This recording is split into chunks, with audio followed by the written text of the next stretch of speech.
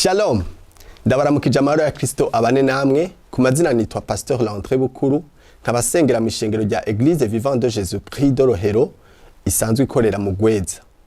Uyu munsi ngiri ibakwe yo gushobora guhagarara imbere yanyu kugira ngo dusangire ijambo ry'Imana, naryo rikaba rifise umutwe uvuga ngo rondera kumenya Imana mu buryo bwimbitse. Uwo ni uwo mutwe w'ijambo nifuza ko tuza gusangira muri uwo mwanya Imana idutije. Reka dusenge.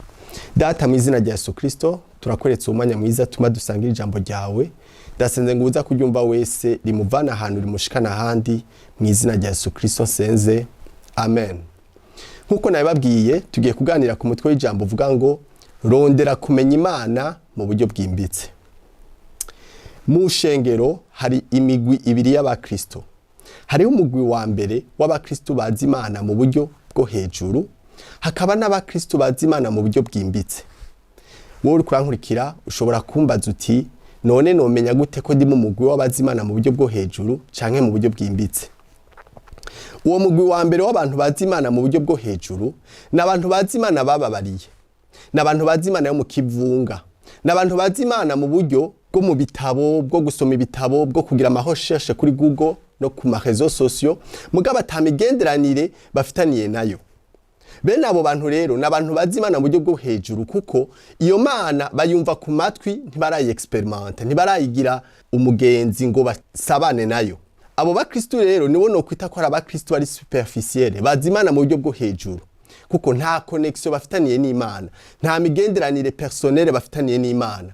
Niba abakristo bamenye Imana bayibwiwe n'abandi, niba abakristo badafitaniye ubusabane n'iyo Mana. N'abakristo ego bari mu rushengero, ego baratonda kwa Mungu, mugabo bazi Imana bababwira. Nta kanya bafata ko kwisenga ngo bayirondere kwimenya ku gatwe kabo.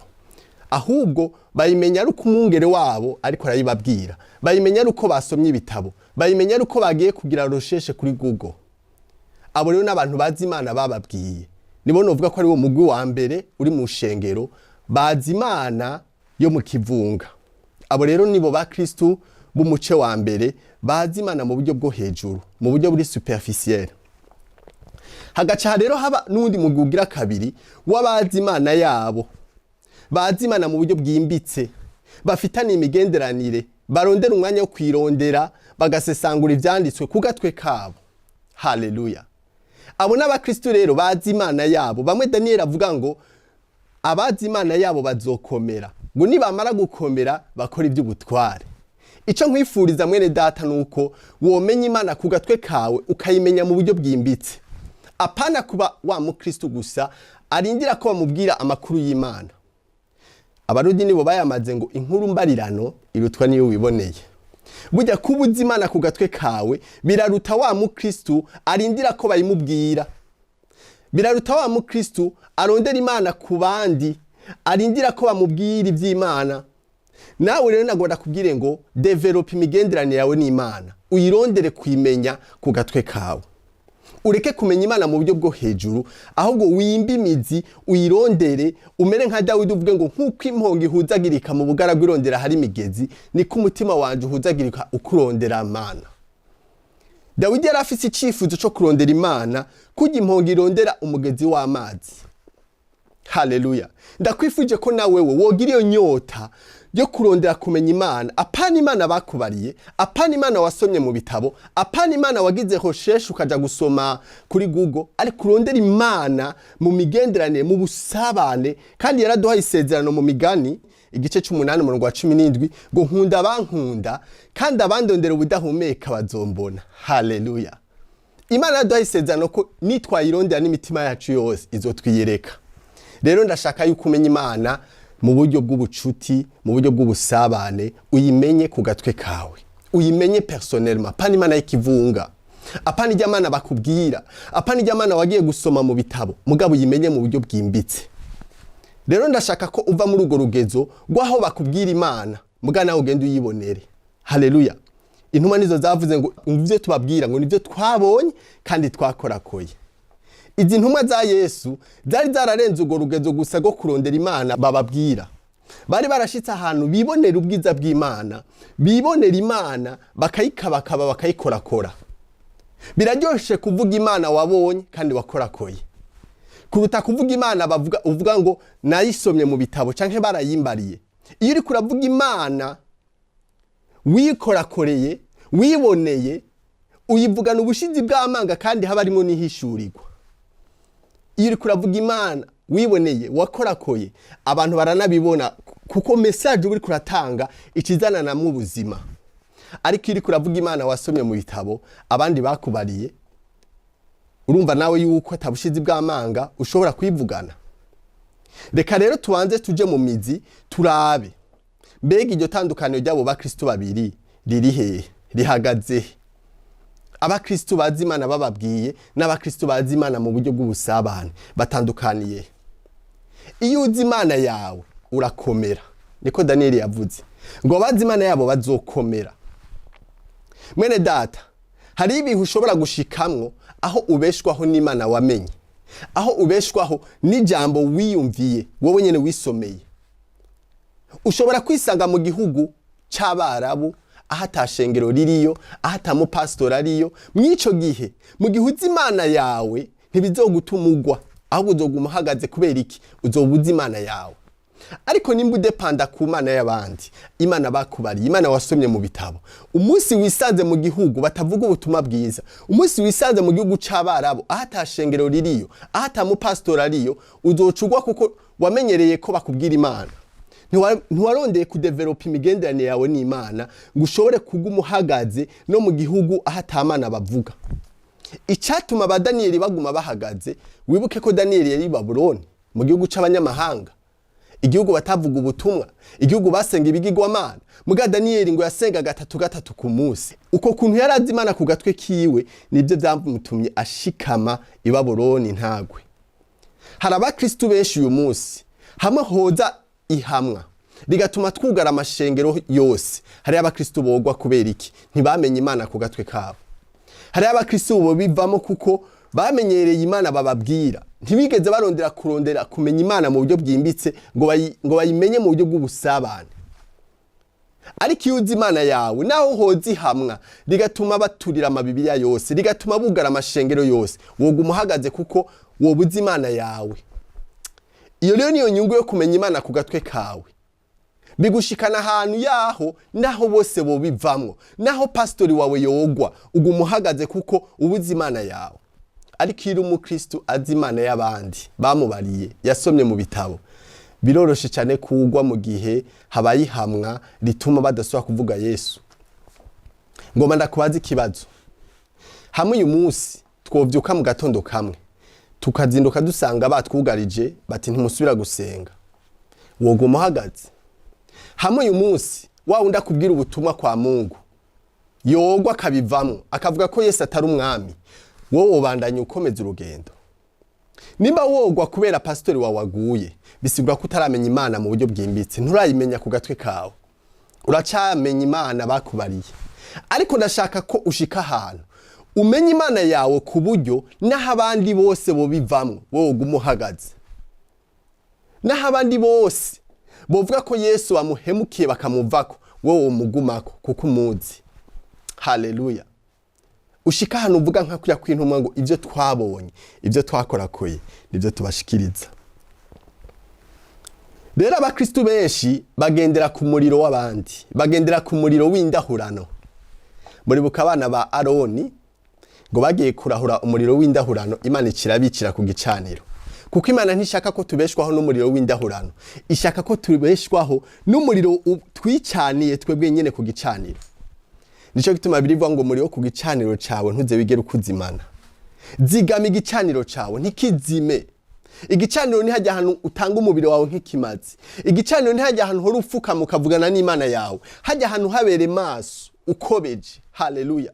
Uhabere maso ukobeje kuko umugwanizi icyo ashaka ni ukukudekonekta n'Imana, ni ukugutandukanya n'Imana, ni ukugutuma uguma gusa uja mu rushengero mu buryo bw'idini ariko atari mu buryo bw'ihishurirwa. Abantu benshi rero turabona bari mu mashengero mugabo baracari superficiel kubera iki? Ntibazi Imana yabo. Iyo haje hamwa, iyo haje ibihuhusi, uzubona baguye kubera iki? Ntibarashikama mu Mana ngo bayimenye mu buryo bw'ubusabane. hari inyungu nyinshi ziri mu kumenya Imana ku gatwe kawe, kuko naho isi yose yo bivamwo igahemukira Yesu, wowe gumura umwizigirwa kuko ubuze Imana yawe. Rero iyo mice ibiri iri mu rushengero niyo igwiriye uyu munsi mu bakristo, umuce w'abazi Imana bababwiye hamwe n'umuce w'abazi Imana yabo, bazi Imana mu buryo bw'ubusabane. Icifuzo ndakwifuriza uyu munsi nuko womenya Imana mu buryo bw'ubusabane, ukayimenya personnellement, ukayimenya ku gatwe kawe, ukagira ihishurirwa ryo ku gatwe kawe. Haleluya. Apana kumenya Imana gusa bakubwiye. Hari ikintu ngo ndababwire, hariho itandukano ryo kumenya Imana bakubwiye no kumenya Imana wimenyeye mu busabane. Jewe kugira ngo umenye mu buryo bwimbitse, biragusaba ko tumarana umwanya, biragusaba yuko aho ndi nawe abari huburi, biragusaba ko dukuza ubucuti tuba dufitaniye, niho ushobora kumenya mu buryo bwimbitse. N'Imana nayo kugira ngo uyimenye mu buryo bwimbitse biragusaba ikiguzi. Si ibintu byikora, biragusaba kuyiha umwanya, biragusaba ko wongereza umwanya wawe w'ubusabane, biragusaba ko uheba amagahunda mwamwe ukayiha umwanya, ugasabana nayo, ukayironderera umwanya. Imana ntuzoyimenya kuri ajya amasaha gusumara mu rushengero kwa Mungu. Imana ntuzoyimenya muri ajya amasaha abiri tumara mu rushengero. Oya, Imana ni ikintu gisaba yuko uyironderera umwanya, mugasabana nayo, mugatebana nayo, buri munsi ukamuyironderera umwanya wo kuganira nayo. Plus uganira nayo, plus uzogenda urayimenya. Ariko ntiwarindira gusa wa mwanya wo kwa Mungu ukitega ko ari uzomenya Imana mu buryo bwimbitse, uzoba uri kuribesha. Kwa Mungu ntibashobora kutumenyesha Imana mu buryo bwimbitse. Ico bakora gusa kwa Mungu baraturangira aho dushobora kwironderera, mugabo ntibashobora kwitumenyesha. Imana ntiyimenyera mu rushengero mwene data. Imana ntiyimenyera mu rujya mwanya gusa wa culte. Oya, Imana n'ubuzima bwa misi yose ubaho bwo gusenga usabana nayo. Yesu Kristo Bibiri tuvuga ngo buri munsi yirirwa arigisha, bwagoroba akaduga ku musozi kuganira na se. Ubwo bucuti Yesu yabugira misi yose. Yesu ntiyasenga gusa ku munsi w'isabato. Yesu yari yabigize umugenzo. Ngo yari yagize umugenzo wo kwama aduga ku musozi gusabana n'Imana. Muri ubwo busabane bwiwe n'Imana niho yamenyera ivy'Imana igomba, niho yamenye Imana kurusha. Rero yatubereye akarorero ko kutwereka yuko Imana ntiyimenyera gusa mu rushengero. Imana ntiyimenya mujya mwanya gusa wa culte. Imana igusaba yuko buri munsi mugiranira contact, mugiranira ubusabane, mukaganira. Nico gituma Yesu yavuze ngo ushaka gusenga ja mu cumba cawe wiyugarane, ngo so niyakubonera mu mpisho azoguhera. Imana rero ashaka kwironsa umwanya ukwiye, umwanya uhagije. Apana wa mwanya w'iminota 5 usenga wirukanga. Apana muri wa mwanya usenga umenga uri busy. Hari gihe abantu babesha Imana ngo bariko barasenga, mugari bo bariko baribesha. Umuntu akaza saa moya zo mu gatondo ariko asenga yambara ipantaro, Mana ndakuretse uyu munsi rero ubane nanje ngiye ku kazi mu izina rya Yesu Kristo, ndabisenze muri make kuko byinshi vyishurira ubuntu, amen. Ngo arahejeje gusenga, hama ngo yiteze ko Imana ngo ayimenya ayiha iminota 5. Oya, Zaburi 91 ivuga ngo, reka twasome Zaburi 91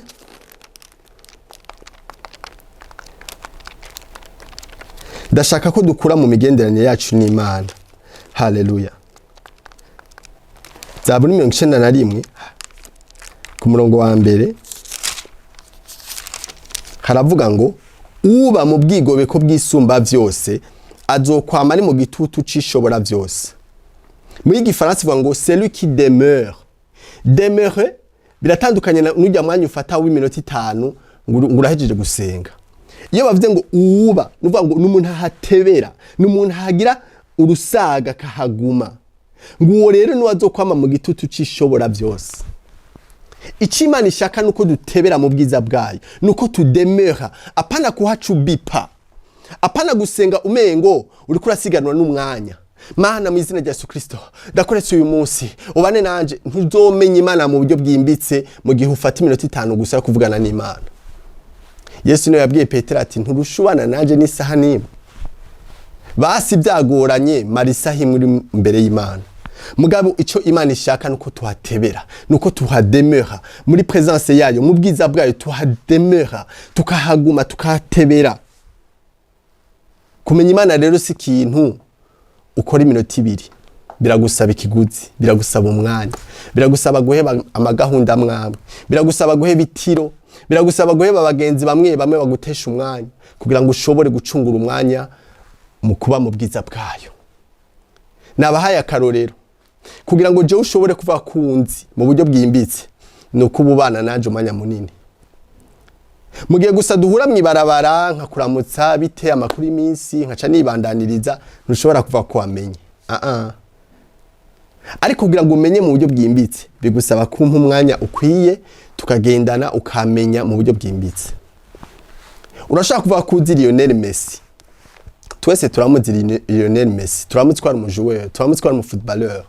Mugabo umugore wa Lionel Messi ni wamuzi mu buryo bwimbitse kuko bamarana umwanya munini, barasabana bakagumana umwanya munini, bituma umugore wiwe amumenya kurusha uko abandi bose baba bamuzi.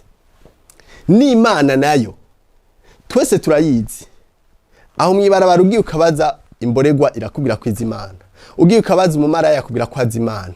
Mugabo kugira ngo umenye Imana mu buryo bwimbitse biragusaba umwanya, biragusaba ko udemera. Ni rya jambo riri mu Zaburi 91, uba apana uhaca arengana, uba mu bwigobeko, uhaba, uhademera, uhatebera, ni wazokwama ari mu gitutu cishobora byose. Uragomba kumenya Imana mu buryo bwimbitse, ongereza umwanya wawe wo gusabana n'Imana. Ndakunda umugabo yitwa Enoki. Bibiri ivuga ngo Enoki yagendanye n'Imana ngo imyaka 365, ngo bituma ngo isi itakimubona kuko Imana yari imujanye. Enoki yagendanye n'Imana apana dimanche gusa, apana indwi imwe, ngo imyaka 300. Kumenya Imana rero ugacika umucuti wayo cyangwa ugacika umugenzi wayo ni ikintu kigusaba umwanya, kigusaba kusabana n'Imana. Ntuzomenya Imana kubera wagiye kwisoma mu bitabo, ntuzomenya Imana kubera gusa kwa Mungu wamutonda ukaja gusenga. Uzomenya Imana buri munsi mu gihe uyu umwanya wo kusabana nayo. Ibiro birasaba ikiguzi. Nta nzira ya hafi mu mijanye n'imigenderanire yacu n'Imana, nta rakursi mu bijanye n'imigenderanire yacu n'Imana. Uteza guhonyoza ikirenga aho Yesu yagihonyoje. Nimba Yesu yararari ijoro ryose asenga se wo mwijuru, nawe biragusaba kumara amajoro uganira n'Imana. Haleluya. Ngo nkunda bankunda kandi abandondera ubudahumeka bazombona. Iryo jambo ngo abandondera ubudahumeka vyerekana ko ari umwanya uyiha, vyerekana ko atari umwanya w'iminota 2 gusa, vyerekana ko atari wa mwanya wo kubipa, ahubwo ni kwirondera uhozako, ni kwirondera ugumizako, ni kwirondera ushishikara, kandi ukayiha umwanya ukwiye, niho ushobora kuyimenya mu buryo bwimbitse. Mu gitabo cy'ibyakozwe n'intumwa ari hano bavuga ngo Imana yageze ko bari mu isi bayirondera ngo kumbure bakabakavye boyibona. Imana yacu irakunda kashikashi, Imana yacu irakunda kwihisha kugira ngo twirondere. Ngo icubahiro cyayo ngo kiri mu kwihisha, ngo ariko natwe icubahiro cyacu nk'abami ngo kiri mu gusesangura. Haleluya, ivy'Imana yahishije. Rero Imana yacu irakeneye ko twirondera, apana kwirondera gusa dufise akanya, oya, kwirondera n'imitima yacu yose, kwirondera tukayironsa umwanya ukwiye. Reka dusome mu gitabo c'Abifilipi igice ca 3:10. Abifilipi igice ca 3:10. Twumvirize ingene Paulo yashaka kumenya Imana mu buryo bwimbitse. Paulo aravuga ngo Abifilipi 3:10 ngo ndamumenye, menye n'ubushobozi bwo kuzuka kwiwe no gufatanya nawe imibabaro yiwe, ishushanywe n'urupfu rwiwe, ngo kumbure shike kukuzuka ko bapfuye. Aha turabona umutima wa Paulo. Paulo ntiyashaka kumenya Imana gusa mu buryo bwo hejuru, yavuze ngo ndamumenye, menye n'ubushobozi bwo kuzuka kwiwe. Paulo yashaka kumumenya mu buryo bwimbitse, yashaka kumumenya mu buryo burenze bw'idini, yashaka kumumenya mu buryo burengeye gusa bwo gusoma ibyagezwe by'Uhoraho. Yashaka kwimba imizi, amumenye birenze kujya abafarisayo bari bamuzi, amumenye kurenza kwa kundi abarabi bo mu gihe cyo bari bamuzi. yashaka kumumenya ngo yongere amenye n'ubushobozi bwo kuzuka kwiwe, ngo afatanye nawe imibabaro, ngo ashushanywe n'urupfu rwiwe, ngo kumbure ngo ashike no kukuzuka ko bapfuye. Igihe nasoma aya majambo naribajije ikibazo. Uyu Paulo avuga ngo ndashaka kumumenya, ni wa mu Paulo yarageze ku rugezo rwaho aja mu ijuru rya gatatu. Yari wa mu Paulo yari yarashinze amashengero menshi. Yari wa mu Paulo yari yaragize ingendo nyinshi. Yari wa mu Paulo umushwaro wakoza ku muzi wa rusiga ukiza abagwayi. Muga malgré ivyo byose, kuba afise amashengero menshi, kuba yaragiye mu ijuru rya gatatu, kuba yararaye mwirinde, kuba yarahamwe ku bwa Yesu, ivyo byose yumva umengo ntibimuhagije. Yaguma afise inzara yo kumenya Imana. Yesu nawe yavuze ngo ahirwa bafise inzara n'inyota byo kugororoka, kuko abo nibo bazokwitwa abana b'Imana. Mbega urafise inzara n'inyota nk'iya Paulo yo kumumenya gose birushirije, canke urahagijwe gusa nuko uzi Imana bakubwira? Muga murabona ngaha Paulo yuko kuba yaragiye mu ijuru rya gatatu, kuba yarafise amashengero menshi, kuba yaragiye ingendo nyinshi, kuba yarahamwe ku bwa Yesu, ntivyigeze bimumara inyota. Yaguma yumva ashaka ahubwo kumenya iyo Mana. Mugabo uyu munsi yaba twari tumeze nka Paulo, tukaba dufise amashengero, tukaba dufise izina rya rurangiranwa nka Paulo, benshi uyu munsi nibo baba bakirondera Imana. Umuntu umwe niwe yambajije ngo mbega ni kubera iki ngo umupastor agitangura urushengero ngo usanga asenga cyane, ngo ariko abakristo bamaze kuba benshi ngo baba batagisenga cyane? Sinzi ko namwe muhora muvyibaza. Umupastor agitangura ishengero agifise abakristo bakeya, usanga yisonzesha, usanga aja muri 21 jours, usanga yirirwa arasenga. Kubera iki? Baba bakiriye abakristo bake. Mugiye atanguye kubona sare yuzuye abantu, aca dibama, aca abona ko yashitse. Asigaye abona ko abantu bamwita bishop, aca dibama, ntabakirondera Imana. Ariko Paulo niwe yavuze ngo nibagira ibya kera, nibagira ibyo nashitseko, nibagira ama exploit nakoze muri kahise, nkashingira kubiri imbere. Mwungere uri kurankurikira w'ishengero, mwo mu pastori, wo muvuga butumwa, naho wozura bapfuye, gumana inyota kumenya Imana. Naho woshika ahantu ugendera ku mazi nka Yesu, gumana inyota kumenya Imana. Ntuzoshike ku rugezo na rumwe go kumva ko uhagijwe mu Mana. Wamufise inyota yo kudekuvra urundi ruhande rushasha rw'Imana. Paulo nubwo yakoze ibitangaza, Paulo nubwo yagiye mu ijuru rya gatatu, yagumanye icifuzo cyo kumenya Imana, ngo menye n'ubushobozi bwo kuzuka kwiwe. Ubu benshi ntibagishaka kumenya Imana kuko bari mu gahimbo, baradibama. Iyo umuntu amaze guhimba amasuccess ntabakirondera Imana. Umuvuga butumwa ataramenyekana, usanga yirirwa ku karago, usanga yirirwa ku misozi asenga. Mugabo atanguye kumumenya, agasigara tumigwa, agasigara komerwa amashini abantu benshi, acagabanywa wa muri ro kurondera Imana, kuko abari mu gahimbo. Ibi ni by'Imana yamibwira Abisirayeli ati, ngiye kubajana mu gihugu c'isezerano, gitema amata n'ubuki, muzoba mu mazu mutubatse, muzoginga mutarimi, ariko ntimuze munyibagire. Turakunda kwibagira Imana iyo turi mu gahimbo. Benshi barondera Imana iyo bakiri mu buzima buciriritse, iyo bakubititse, iyo bari mu gashomeri, usanga birirwa basenga. Mugiye iyo bamaze kuronka bakishugwa, baca baheba iyo Mana. Ibihora biba no kuri twebwe bavuga butumwa, utaramenyekana urarondera Imana nk'uwasaze. Mugabo umaze kumenyekana ucugabanya muri yo kwirondera. Mugabo tumere nka Paulo, nubwo twoshika hano tugira amasuccess, tugumana inyota yo kumumenya. Tuvuge nka Paulo ngo ndamumenye, menye n'ubushobozi bwo kuzuka kwiwe. Ntuzobe mu gahimbo ngo bigutume wumva ko washitse. Wamubona ko utarashika, wamubona ko ukeneye gushika handi. Hari ndimo dukunda kurima ngo saha gusa, hari n'ahandi ndashaka kuhashika. Wamuririmbyiwe naho wosohora album imwe ikamenyekana, ntucu usigara wumva kumengo washitse. Ntucu usigara wipermeta kujya gatatu ku munsi, gumurondera Imana kwa kundi wayirondera utaramenyekana. Dufise abaririmbyi benshi uyu munsi, indirimbo imwe imaze kuja kuri hit, abantu bakayimenya, acagabanya jeune, acabona ko yishuwe, acabona ko yashitse. Mugabo wa muririmbyiwe naho worimba indirimbo imigakundwa ikagira ama views menshi kuri YouTube, gumurondera Imana, gumurondera kuyimenya, kuko Imana ni nini. Imana ni nini, Imana ni nini ku buryo utashobora kuyirangira kuyimenya mu munsi umwe. Turakeneye kumenya Imana, abantu b'Imana turakeneye kumenya mu buryo bwimbitse. Haleluya. Bibiri ivuga ngo ivy'amaso yacu atarabona, ivyo amatwi yacu atarumva, ngo ivyo nivyo Imana yabikiye abayikunda. Hari ibintu Imana ikitubikiye tutarabona, hari amahishurirwa Imana ikitubikiye tutarabona, mugabo ikeneye ko tuyirondera kugira tuyimenye mu buryo bwimbitse, ibashe kuduhishurira ivyo amaso yacu atari bwumve canke amatwi yacu atari bwumve. Haleluya. Turakeneye kumenya Imana mu buryo bwimbitse. Rero ngaha turabona ko Paul umutima yari afise wari wo kurondera kumenya Imana mu buryo bwimbitse, malgré ko yari grand apôtre, malgré ko yari azwi, malgré ko yafise amashengero yatanguje, yaguma afise icifuzo cyo kurondera kumenya Imana mu buryo bwimbitse. Haleluya. Nawe naho woba bishop ugashika ahantu usigara ufise amabranche y'amashengero ruguru no hanze y'igihugu, ntuze wigere ushika ahantu ubona ko wamenya Imana, uwibaza ko haza bataramenya gose. Gumana iyo désir yo kumenya Imana mu buryo bwimbitse.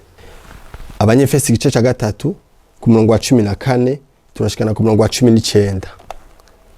Umutwe jambo ravuga ngo Paulo asabira abanyefeso ngo batahure urukundo rwa Kristo. Iri sengesho Paul yifurije abanyefeso, yabifurije ko bomenya ubwaguke bw'urukundo Imana ibakunda, bw'amakika n'ubw'amajepfo, bamenye ubunini bw'urukundo Imana ibakunda. Ni ukuvuga ngo Paul yabifurije kumenya Imana urukundo rwayo mu buryo bwimbitse, ngo bayimenye ngo en profondeur, bamenye meme ngo ubwaguke bwayo, ubw'amajepfo n'ubw'amakika, bamenye ubwo bunini bw'urukundo Imana ibakunda. Iki nico cifuzo nanje no kwifuriza uri kurankurikira, nuko womenya Imana mu buryo bwimbitse, ugashikaho umenya ubwaguke bw'urukundo rwayo, ugashikaho umenya amakika y'urukundo rwayo, les profondeurs z'urukundo rwayo. Yabifurije ko bomenya urukundo Imana ibakunda mu buryo bwimbitse, barumenye, bamenye profondeur z'urwo rukundo, bamenye largeur y'ubwo bukundo, bamenye hauteur y'urwo rukundo. Ico nico cifuzo yabifurije. Yabifurije ko bomenya urukundo Imana ibakunda uko rungana. Ibi rero bigusaba iki? Bigusaba ikiguzi. Bigusaba guha umwanya Imana ukwiye. Bigusaba guheba itiro. Bigusaba guheba amagahunda mwamwe. Bigusaba guheba abagenzi bamwe bagutesha umwanya. Mbe muratsi ko hariho abagenzi badutesha umwanya, aza kukuraba ataca afise akubwira, aza kuzana isaku, wavyumvise, hewe pasiteri naka wamenye ko yaguye, hewe ndaguye inkuru, hewe icara fata agatebe vrema ngoma ndagutera izo nkuru, ugasanga mu maranya amasaha 3, kandi ayo masaha 3 wari gushobora kuyasengamwo ukamenya Imana, mugabo we warakwivye ayo masaha 3 agusigiye inkuru gusa z'isako. Bene abo bagenzi rero rimwe na rimwe no kubima umwanya, uwo mwanya kubera umwanya utakaye ntuzogaruka. Ni vyiza kuronsa umwanya Imana ukwiye. Icanyuma biragusaba kumara umwanya munini utari mu bantu, ariko uri kumwe n'Imana. Kumenya Imana mu buryo bwimbitse si ibintu vyikora, hari ikiguzi bigusaba. Biragusaba ko upotera ukava mu bantu gato hamukabana n'Imana. Biragusaba kandi kugabanya umwanya ukoresha telefone. Hari abantu telefone yabicitse akamana, badashobora kubaho batariko barafyonda WhatsApp, batariko barachata kuri WhatsApp. Mugabo ushaka kumenya Imana mu buryo bwimbitse, rimwe na rimwe biragusaba ko telefone yawe ugabanya umwanya uyikoresha. Ndangije mvuga rino jambo nti urugezo uzogeramo mu kurondera Imana nirwo rugezo izogeramo mu kukwiyereka. Dasubiramo, urugezo uzogeramwo mu kurondera Imana nirwo rugezo izogeramo mu kukwiyereka. Uko uzorondera Imana cyane niko nayo izorushiza kukwiyereka cyane. Twese ntituzi Imana mu rugezo rumwe. Hari abazi Imana yo mu bitabo nabibabwiye, hari abazi Imana babwiwe, hari abazi Imana bumviriza ku marezo sociaux, mugari rero nabazi Imana mu buryo bw'ubusabane. Nta kintu gihora kimbabaza mu mutima nk'iyo somye ukuntu Mose yarafitanye imigenderanire n'Imana, ngo kujya umugenzi aganira na mugenzi we, ngo niko na Mose yarasigaye aganira n'Imana. Ndashaka gushika muri iyo intimite nanje, nico cifuzo nsaba Imana, ko noshika ahantu mbu mugenzi w'Imana ku buryo tuganira kujya umuntu aganira na mugenzi we. Ibi rero bigusaba yuko irondera ukayiha umwanya ukwiye. si ibintu bikoreka muri ya masaha abiri umara ku rushengero, si ibintu bikoreka muri wa mwanya usenga w'iminota 5. Oya, bigusaba ko uba, twabisomye mu Zaburi 91, uba mu bwigoreko bw'isumba byose, ukademera, ukahaguma, ukahatebera. Rero urugezo ugeramwo mu kurondera Imana nirwo rugezo izogeramwo mu kukwiyereka. Ndakwifuje ko Imana yo kwiyereka, mugabo nawe gira effort yo kwirondera. Ngo nkunda abankunda kandi abandondera ubudahumeka bazombona. Ushaka kubona Imana irondere, apana gusa kwirondera kuri Google no mu bitabo, yirondere mu busabane, nayo izokwiyereka. Reka dusenge. Data, turakoze cyane ku majambo ganije imitima yacu. Uyu munsi twigishije ko tukwiye kukumenya mu buryo bwimbitse. Igihe kimwe wabajije abigishwa ngo bavuga ko ndinde. Intumwa ziti bamwe bavuga ngo, abandi ngo bavuga ngo, abandi ngo bavuga ngo, ariko Petero abihishuriwe na mpemu yera aravuga ngo uri Kristo Mwana w'Imana. Petero yarushije abandi guhishurirwa Kristo wariwe. Abandi bavuga ngo muga Petero bavuga ati mpemu yera ambariye kuri Kristo Mwana w'Imana. Ngo nindazi biri mu mutima w'Imana atari mpemu imubamo. Mpemu yera duhishurire Kristo, duhishurire urukundo dukunda, duhishurire amajepfo y'ugo rukundo, ubwaguke bw'ugo rukundo n'uburebure bw'ugo rukundo. Udukure ku rugezo gusa ko kumenya Imana batubariye, ariko dushikane mu rugezo rwo kumenya mu buryo bwimbitse. Urakoze mpemu yera, ni mu izina rya Yesu Kristo nsenze, amen.